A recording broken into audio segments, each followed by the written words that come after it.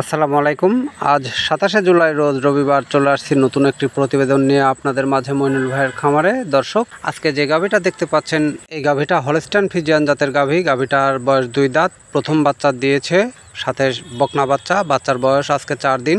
এই গাভীটা যদি কেউ নিতে চান তাহলে স্ক্রিনে নাম্বার দেওয়া থাকবে, সরাসরি ফোন করে কথা বলে দাম দর করে তারপরে নিতে পারবেন, অথবা খামারে এসে সরাসরি 2 বেলা সকাল বিকাল দুধ দহন করে তারপরে ক্রয় করে নেওয়ার সুযোগ আছে।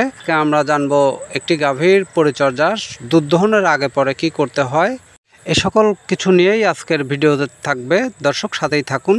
খামারের একটি গাভীকে যে কেউ দুধ দহন করতে পারে, তবে দুধ দহন করার পূর্বে যিনি দুধ দহন করবেন তার হাতটা অবশ্যই পরিষ্কার রাখতে হবে, পরিষ্কার করতে হবে, এবং সম্ভব হলে হ্যান্ড গ্লাভস পরে তারপরে দুধ দহন করা শুরু করতে হবে। যে পাত্রটিতে দুধ দহন করা হবে সেই পাত্রটি যেন অবশ্যই পরিষ্কার থাকে, এবং দুধ দহন করার আগে 4টি বাট ভালোভাবে ধুয়ে পরিষ্কার করে নিতে হবে। গাভী যদি একটু লাফালাফি করে তাহলে তার সামনে কিছু খাদ্য দিতে হবে। এর মধ্যে সুন্দরভাবে দুধ দহন করার পরিচালনা শেষ হলে তারপরে মিনিমাম আধা ঘন্টা থেকে 1 ঘন্টা পর্যন্ত গরুকে যে কোনো কৌশলে দাঁড় করিয়ে রাখতে হবে। গরুকে কিছু খাদ্য দেওয়া যেতে পারে এর মধ্যে 1 ঘন্টার মধ্যে, যাতে দাঁড় করানোর অবস্থায় থাকতে পারে গাভীটা।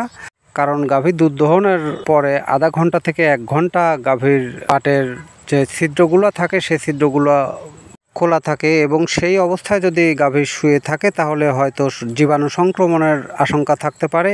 এইভাবেই ম্যাস্টাইটিস রোগ হয়ে থাকে, এবং দুধ দহনের আগে পরে এ সকল পরিচর্যা করলে গাভীর ওলান ফোলা রোগ থেকে বাঁচা যাবে। ধন্যবাদ।